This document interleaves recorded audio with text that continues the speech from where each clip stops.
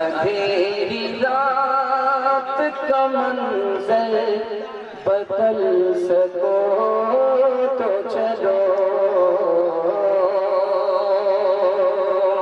शराबों के जो महफिल में चल सको तो चलो।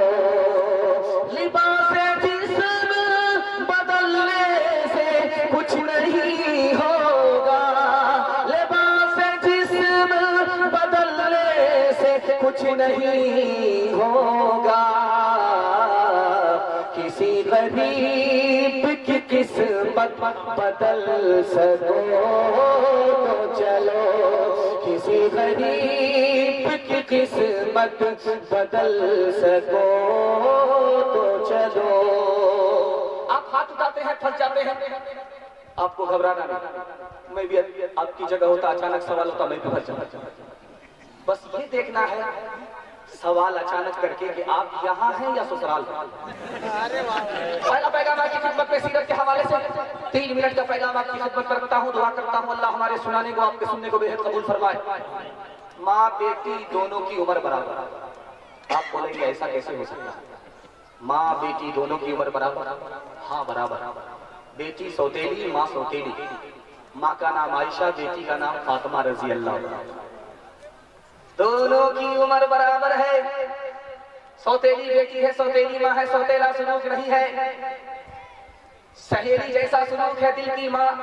जवान माँ जवान बेटी से करती है दिल की बात, जवान बेटी जवान माँ से करती है। माँ की मजलिस में बेटी मुस्कुरा रही है तो माँ ने कहा कि बेटी हंसने का कोई मौका नहीं, बेमौका क्यों हंस रही है?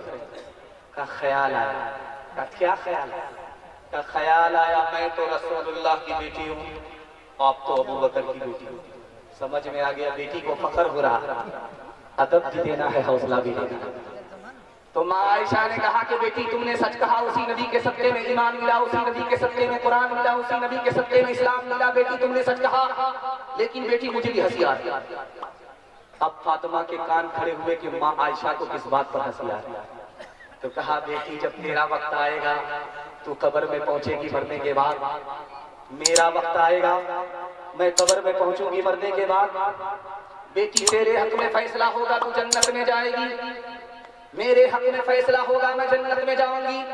लेकिन बेटी मुझे हंसी इस बात पर आ रही है कि जब तू जन्नत में जाएगी तेरे हाथ में अली का हाथ होगा। बेटी जब मैं जन्नत में जाऊंगी मेरे हाथ में रसूलुल्लाह का हाथ होगा। अभी आपको देखा मैंने कि शायद कारी अशफाक साहब पढ़ रहे थे तो शुरू में 500 का नोट आया, उसके बाद नोट छोटा होता चला गया। 100 का नोट चिल्लर करा करके 10-10 का नोट दिया जा रहा था। मुझे समझ में आया कि आप लोग बेवकूफ नहीं है, चला जेब बचाने की आपने प्लानिंग की। ध्यान से सुनिएगा, तेजी के साथ निकल जाएगा। बाप आया, माला लेकर के बेटी के गले में डाल करके बोला सुभान अल्लाह, रिश्ता तुम्हारे लिए मिल गया। लड़का लाखों में एक है, हजारों में एक है, सोनार है, सोने की दुकान है, उससे तुम्हारा रिश्ता होगा, निकाह होगा। वो तुमको कान में भी जेवर पहनाएगा, नाक में भी जेवर पहनाएगा, गले में भी जेवर पहनाएगा, जेवर से बोझल कर देगा। मुबारक हो, सुभान अल्लाह। बेटी बाप से ज्यादा दीनदार। बेटी ने पूछा अब्बा हुजूर जिस लड़के को देख करके आ रहे हो इतने खुश हो, ये बताओ किसके सर पर टोपी थी? तो बाप ने कहा सीधा जुमा। उसके बाद जेब, हफ्ता भर टोपी नजर नहीं आती। बेटी ने दूसरा सवाल किया कि अब्बा जिस लड़के को देख करके आ रहे हो उसके चेहरे पर दाढ़ी थी? तो बाप ने कहा कि अभी तो कुंवारा है, शादी के बाद बीवी से पूछ करके रखी। बेटी ने तीसरा सवाल किया कि अब्बा जिस लड़के को देख करके आ रहे हो मालदार है, सुनार है, उसने हज किया है? तो बाप ने कहा कि अभी क्या जरूरी है, जब रिटायर हो जाएगा कमर झुक जाएगी, लाठी पर आएगा तब हज करने के लिए। बेटी ने कहा अब्बा हुजूर मुझको रिश्ता मंजूर नहीं है। जिस लड़के के सर पर टोपी नहीं उसको खुदा का लिहाज नहीं, जिस लड़के के चेहरे पर दाढ़ी नहीं उसको नबी का लिहाज नहीं, जिस लड़के ने मालदार होने के बाद हज नहीं किया उसको खुदा रसूल का लिहाज नहीं। अब्बा उस लड़के से तुम मेरा रिश्ता करोगे वो मेरा भी लिहाज नहीं करेगा। मुझको सोना नहीं, नबी की सुन्नत चाहिए। तीसरे नमूने को आपकी खिदमत पर रखता हूँ, जिसका बच्चा बचपन में जितना काला होता है वो औरत उतना ज्यादा साबुन लगाती है नहाने को 72 बार रगड़ रगड़ करके वो कालिया उतारता है और उसकी कोई परवाह नहीं। वो माँ चाहती है कि किसी तरह साबुन से ये कालिया गोरा हो जाए, लेकिन ये साबुन कसम खा लेता है तुम्हारे को काला हो जाऊंगा, इस कालिया को गोरा हो जाऊंगा, ऊपर से ही ठप्पा पड़ा।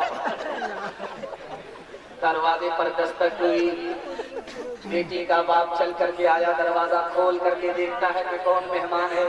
तो देखा कि काला जवान खड़ा है, होंठ मोटे मोटे दांत बाहर, कोयले की तरह काला, निहायत काला, उसके ख्याल में उसकी नजर में निहायत खूबसूरत। उसने पूछा कि जान या पहचान कहाँ से आए मेहमान? उस जवान ने कहा कि दामाद बना लो, तुम्हारी बेटी का हाथ मांगने के लिए।